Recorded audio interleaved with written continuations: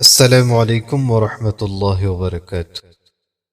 محترم سامعین و ناظرین، امید ہے کہ آپ اللہ تعالیٰ کے فضل و کرم سے بخیر و عافیت ہوں گے، اور دعا ہے کہ اللہ تعالیٰ آپ سب کو اپنے حفظ و امان میں رکھے۔ کامیاب استاد بننے کے 20 رہنما اصول۔ بہترین استاد وہ ہے جو بیک وقت نفسیات، اخلاقیات اور روحانیت میں مہارت رکھتا ہو۔ ان میں سے ہر مہارت کی خصوصیات دوسرے مہارت سے گہرا تعلق رکھتی ہیں، اس لیے ہم ان تینوں مہارتوں کے لیے کچھ مشترکہ اصول ذکر کریں گے۔ نمبر 1، اخلاص۔ اچھا استاد اپنے پیشے کے ساتھ مخلص ہوتا ہے۔ وہ اپنے پیشے کے ساتھ جس قدر بے لوث ہوگا، اس کی دلچسپی اس قدر بڑھتی جائے گی، اور اس کی راہ میں حائل رکاوٹیں اتنی ہی کم ہوتی چلی جائیں گی۔ اخلاص وہ جوہر ہے جس سے عمل میں لذت پیدا ہو جاتی ہے۔ نمبر 2، تقوی۔ علم اور تقوی کا باہم گہرا تعلق ہے، اسی وجہ سے قرآن کریم میں خشیت الہی کا مدار علم کو قرار دیا گیا ہے۔ نیز یہ بات ہم پر مخفی نہیں کہ استاد کے دل میں جتنی خدا خوفی ہوتی ہے، اس کی زبان میں اسی قدر تاثیر ہوتی ہے۔ نمبر 3، بہترین عملی کردار۔ شاگرد اپنے استاد کو بہت باریک بینی سے دیکھتا ہے، یوں استاد کی چال ڈال، عادات و اطوار اور اخلاق و کردار لاشعوری طور پر بھی اس میں اترنے لگتے ہیں۔ شاگرد کی دقت نظری کیسی ہوتی ہے، اس ضمن میں ایک واقعہ آپ کے سامنے رکھوں گا۔ ہوا یوں کہ ایک دن میری گھڑی خراب تھی، تو میں گھر والوں کی گھڑی پہن کر کلاس میں چلا گیا۔ دوران درس میری پوری کوشش رہی کہ گھڑی کپڑوں میں چھپی رہے۔ دن گزر گیا، بات آئی گئی ہو گئی۔ کچھ مدت کے بعد ایک طالب علم سے گفتگو ہو رہی تھی۔ وہ درسگاہ میں میری کسی بات کا حوالہ دے رہا تھا، مگر مجھے یاد نہیں آ رہا تھا۔ میں نے مزید استفسار کیا تو اس نے کہا، استاد جی، جس دن آپ لیڈیز گھڑی پہن کر آئے تھے، مجھے سخت حیرت ہوئی کہ طلباء کتنی گہرائی سے استاد کو پڑھتے ہیں، بلکہ پڑھنے کے بعد اسے یاد رکھتے ہیں اور دوسروں سے اس کا تذکرہ کرتے ہیں۔ نمبر 4، تلاوت کا معمول۔ تلاوت کا معمول روزانہ کی بنیاد پر ہونا چاہیے۔ تلاوت کم از کم اتنی اونچی آواز سے کرنی چاہیے کہ اس سے خود سن سکے۔ انشاءاللہ اس عمل کی تاثیر وہ خود محسوس کرے گا۔ نمبر 5، ذکر اللہ۔ بہتر ہوگا کہ تلاوت کے علاوہ ذکر الہی کے لیے کچھ وقت الگ سے نکالیں۔ قلب کے احیاء کے لیے یہ عمل انتہائی مؤثر ہے۔ نمبر 6، شکر۔ اچھا مدرس وہ ہوتا ہے جس کی طبیعت میں شکر کا وصف موجود ہو۔ شکر سے مراد اس کی تینوں قسمیں ہیں، قلبی، لسانی اور عملی۔ قلبی شکر کا مطلب ہے کہ دل میں منعم محسن کا احترام اور اس سے محبت ہو۔ جس ادارے سے اس کا روزگار وابستہ ہے، وہاں کے منتظمین کا قلبی شکر بے حد ضروری ہے۔ جو مدرس اپنے طلباء کے سامنے اپنے منعم کی برائیاں بیان کرتا ہے اور اس پر تنقید کرتا ہے، وہ ناکام ترین مدرس ہے۔ شکر لسانی دو طریقوں سے ہوتا ہے۔ ایک وہ جس کی سورۃ الضحیٰ میں تعلیم دی گئی ہے کہ اپنے رب کی نعمتوں کو بیان کیجیے، جسے تحدیث بالنعمہ کہا جاتا ہے۔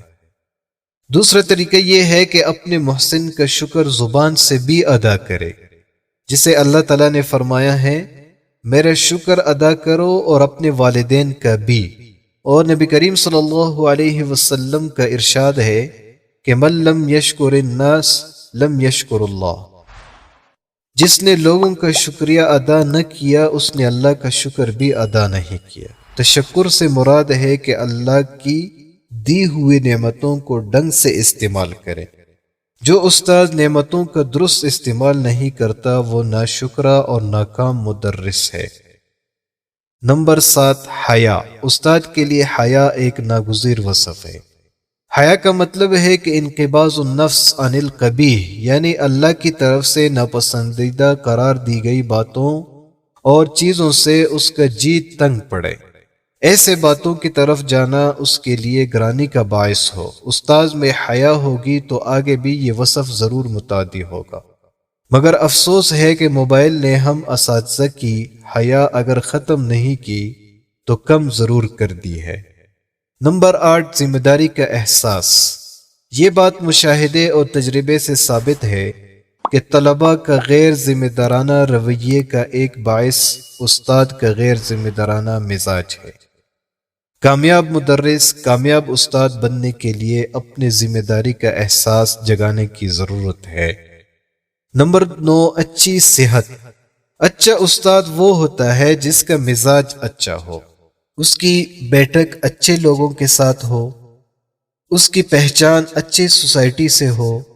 حدیث کے مطابق اسے عطار کی مانند ہونا چاہیے، جس کے پاس سے گزرنے والا کم از کم معطر ضرور ہو سکے، نہ کہ لوہار کی طرح جس کی صحبت اختیار کرنے والے کو بٹی کی تپش بھی گوارا کرنا پڑتی ہے۔ برے لوگوں سے خیرخواہی اور اصطلاح کا تعلق تو رکھے مگر دوستی کا نہیں۔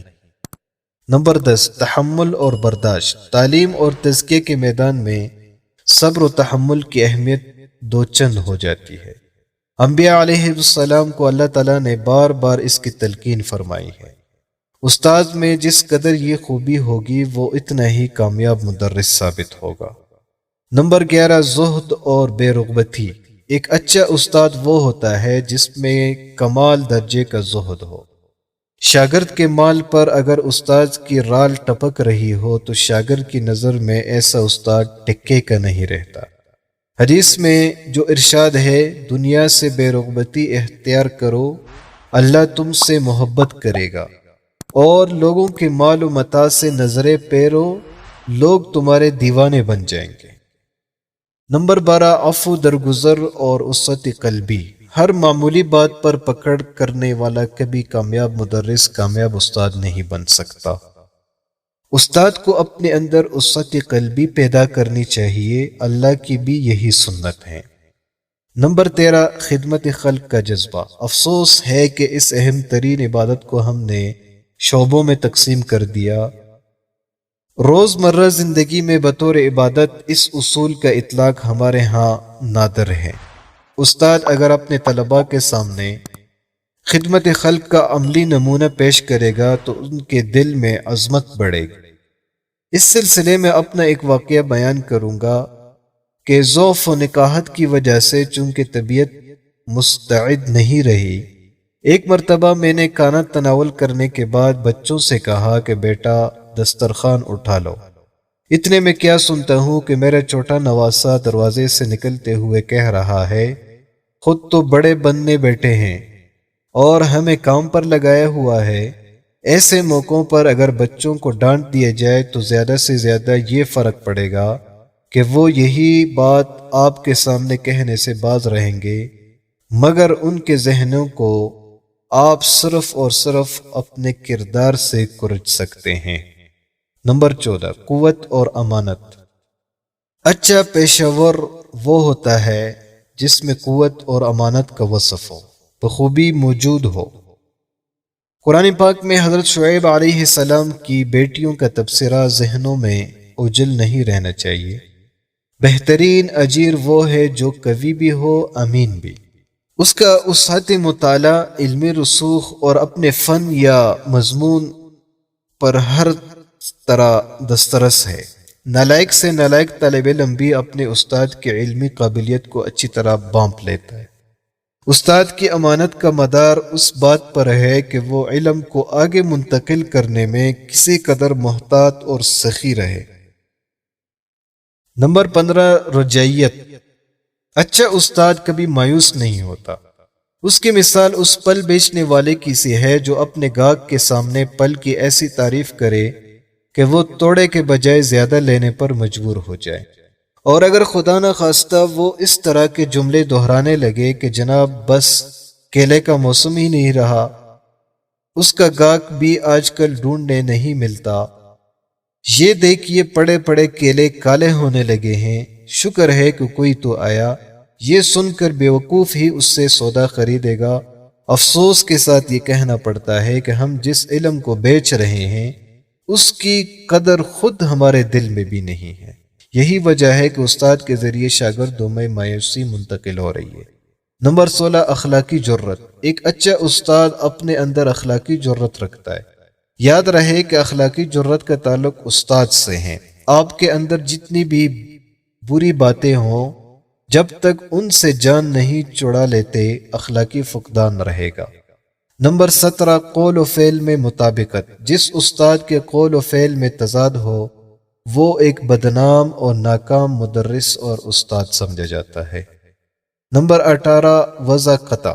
استاد کو چاہیے کہ اپنے باطن کی طرح ظاہر کو بھی اللہ کے رنگ میں رنگ دے۔ شریعت کے مطابق وضع قطع نہ صرف سنت نبوی کی اتباع ہے بلکہ اس سے آپ باوقار تشخص کی تعمیر کر سکیں گے۔ نمبر 19، للہیت۔ دینی خدمات محض تنخواہ کے لیے سر انجام نہ دے، اس سے چاشنی اور لذت جاتی رہتی ہے۔ اپنے کسی قول و فعل کے ذریعے شاگردوں کے سامنے بھی ایسا تاثر دینے سے باز رہیں۔ نمبر 20، شاگردوں کے حقوق میں دعا گو۔ استاد کو چاہیے کہ اپنے شاگردوں کے لیے ہمیشہ دعا گو رہے۔ یہ عمل اجر اور اخلاص بڑھانے کا بہترین ذریعہ ہے۔ اللہ تعالیٰ سے دعا ہے کہ اللہ تعالیٰ ان تمام صفات کو اپنے اندر پیدا کرنے کی توفیق عطا فرمائے۔ وآخر دعوانا ان الحمد للہ رب العالمین۔